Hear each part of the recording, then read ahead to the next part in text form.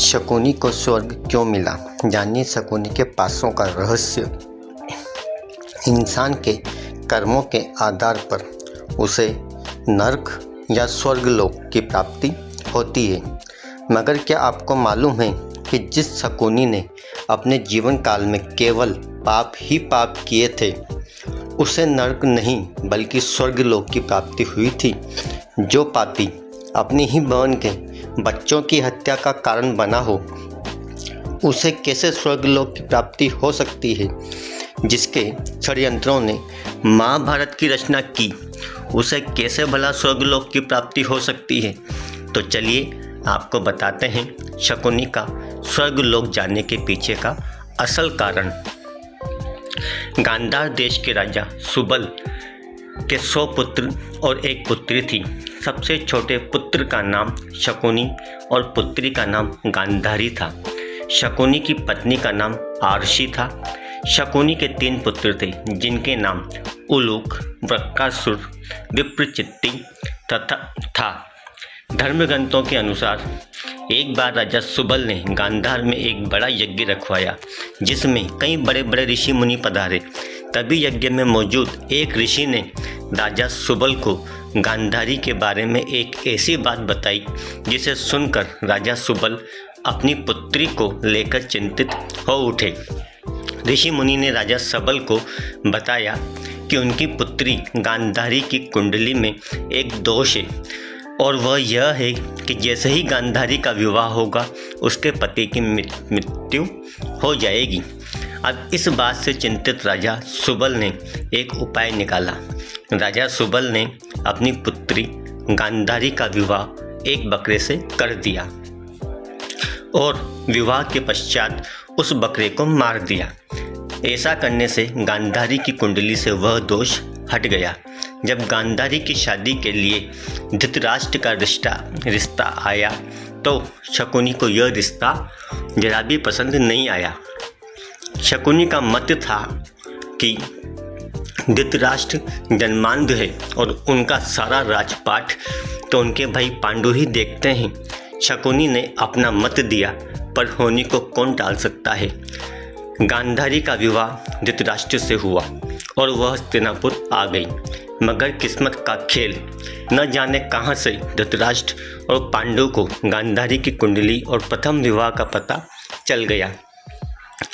धृतराष्ट्र ने शकुनी समेत गांधार के राज परिवार को बंदी बना लिया। दरअसल धृतराष्ट्र को यह ज्ञात हो गया था कि उसकी पत्नी गांधारी का उससे पहले भी एक बार विवाह हो चुका है। धृतराष्ट्र को इस विश्वासघात से इतना क्रोध आया कि उसने बंदी बनाए गए संपूर्ण राज परिवार को एक दिन का खाना केवल एक मुट्ठी अनाज ही देने का आदेश दिया, जो कि एक व्यक्ति के लिए भी पूरा न था। मगर उस एक मुट्ठी अनाज से किसी एक व्यक्ति की जान जरूर बच सकती थी। अब राजा सुबल ने यह तय किया कि जो एक दिन का अनाज आ रहा है, उसे किसी एक व्यक्ति को ही खाने को दिया जाएगा, ताकि उसके वंश से कोई एक तो जीवित बच सके। मगर वह इस अनाज को देने के लिए किसे चुने? इसके लिए राजा सुबल ने बंदी गृह में मौजूद उसके पूरे परिवार को एक कार्य सौंपा। राजा सुबल अपने परिवार को एक हड्डी दी और एक धागा दिया और एक एक कर सभी को बोला कि इस धागे को बिना छुए एक शोर से दूसरे शोर तक लेकर जाओ। इस कार्य में सभी विफल रहे, मगर शकुनी ने यह कर दिया। शकुनी मामा के पासे का रहस्य क्या था? शकुनी के पिता ने मरने से पहले उससे कहा कि मेरे मरने के बाद मेरी हड्डियों से पासा बनाना। ये पासे हमेशा तुम्हारी आज्ञा मानेंगे। तुमको जुए में कोई हरा नहीं सकेगा। शकुनी ने अपनी आंखों के सामने अपने भाइयों और पिता को मरते देखा था। शकुनी के मन में धृतराष्ट्र के प्रति गहरी बदले की भावना थी। बोलने और व्यवहार में चतुर शकुनी अपनी चालाकी से बाद में जेल से छूट गया। मरने से पहले राजा सुबल ने धृतराष्ट्र के सामने अपनी आखिरी इच्छा रखते हुए बेटे शकुनी को रिहा करने का निवेदन किया। धृतराष्ट्र ने उनकी बात मान ली। शकुनी की रिहाई से पहले उसके परिवार ने उसकी एक टांग तोड़ दी ताकि वह आज़ाद होकर अपने परिवार की मौत का बदला और अपमान भूल न जाए। पिता के मरने के बाद शकुनी ने उन हड्डियों के पासे बनवा लिए। बाद में वही पासे महाभारत युद्ध का कारण बने। शकुनी ने अपने राज्य वापस जाने के बजाय कौरवों के मन में जहर घोलने और उन्हें उनके विनाश की ओर उकसाने का रास्ता चुना। उसने अपने समस्त परिवार को अपने सामने मरते देखा था, जिसे भूल पाना उसके लिए नामुमकिन था और वह दुर्योधन का प्रिय मामा बन गया। आगे चलकर इन्हीं पासों का प्रयोग करके शकुनी ने अपने 100 भाइयों की मौत का बदला दुर्योधन और उसके 100 भाइयों के विनाश की योजना बनाकर लिया। बहुत से विद्वानों का मत है शकुनी के पासे तो असल में हाथी दांत के बने हुए थे, लेकिन शकुनी मायाजाल और सम्मोहन में महारथी था। जब पासे फेंके जाते तो कई बार उनके निर्णय पांडवों के पक्ष में होते थे, लेकिन शकुनी की ब्रह्म विद्या से उन्हें लगा कि वह हार गए हैं। शकुनी मामा का वध कैसे हुआ? महाभारत का युद्ध 18 दिनों तक चला था। युद्ध के आखिरी 18वें दिन शकुनी मामा का वध हुआ था। सहदेव ने शकुनी का वध किया और उनके जुड़वां भाई नकुल ने शकुनी के पुत्र उलूक को मौत के घाट उतारा। शुरू के 10 दिन भीष्म पितामह ने कौरवों की तरफ से युद्ध का नेतृत्व किया। भीष्म पितामह को अर्जुन ने शिखंडी की आड़ से मार गिराया। इसके बाद गुरु द्रोणाचार्य कौरवों के नायक बने। गुरु द्रोण ने अगले 5 दिनों तक कमान संभाली।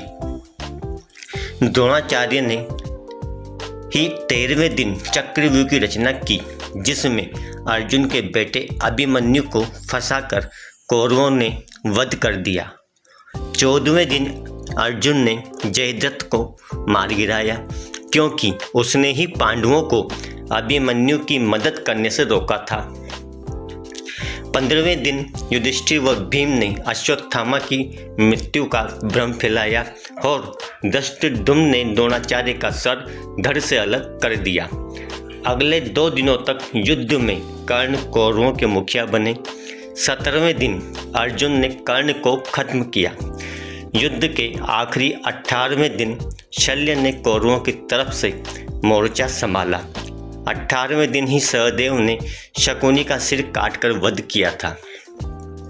शकुनी की मृत्यु के बाद पासों का क्या हुआ? जब महाभारत का युद्ध हुआ तो उस युद्ध में शकुनी समेत उसके 3 पुत्र भी मारे गए। युद्ध समाप्ति के बाद श्री कृष्ण ने भीम को बुलाया और उन विनाशकारी पासों को नष्ट कर देने को कहा, ताकि भविष्य में महाभारत जैसा सर्वनाश ना हो। अर्जुन वहीं से गुजर रहे थे। उन्होंने केवल कृष्ण के पासों के नष्ट करने की बात सुनी और उन्होंने स्वयं ही कुछ दूर जाकर एक बड़ी नदी में उन पासों को फेंक दिया। श्री कृष्ण को जब यह बात पता चली तो उन्होंने अर्जुन से कहा कि तुमने बहुत बड़ा अनर्थ कर दिया है। अगर वह पासे बहते हुए किसी के हाथ लग गए तो जुआ फिर से आरंभ हो जाएगा और इंसान की बर्बादी का कारण बनेगा। उनकी यह बात सच साबित हुई। आप देख ही सकते हैं कि आज भी जुआ कितने लोगों की बर्बादी का कारण बना हुआ है। शकुनी को मौत के बाद स्वर्ग क्यों मिला? शकुनी ने अपनी ही बहन के परिवार को तबाह कर डाला, तो फिर क्यों और कैसे उसे स्वर्गलोक की प्राप्ति हुई? दरअसल शकुनी ने जो कुछ भी किया वह उसने अपने परिवार का बदला लेने के लिए किया। उसने यह बुरे कर्म अपने परिवार के साथ हुए अन्याय का प्रतिशोध लेने के लिए किया और इसी कारण मृत्यु के पश्चात शकुनी को स्वर्गलोक की प्राप्ति हुई। दूसरा कारण यह भी बताया जाता है कि महाभारत युद्ध भूमि पर स्वयं भगवान कृष्ण मौजूद थे और उन्होंने कहा था कि इस युद्ध भूमि में जो कोई भी मृत्यु को प्राप्त होगा उनकी मौजूदगी के कारण उन्हें स्वर्ग की प्राप्ति होगी। जय श्री कृष्ण। दोस्तों, आपको यह वीडियो, यह जानकारी कैसी लगी कृपया कमेंट करके ज़रूर बताएं। वीडियो पसंद आया हो तो लाइक करें और ऐसे ही और भी बहुत सारी कहानियों को सुनने के लिए चैनल को सब्सक्राइब ज़रूर करें। धन्यवाद। जय श्री राम।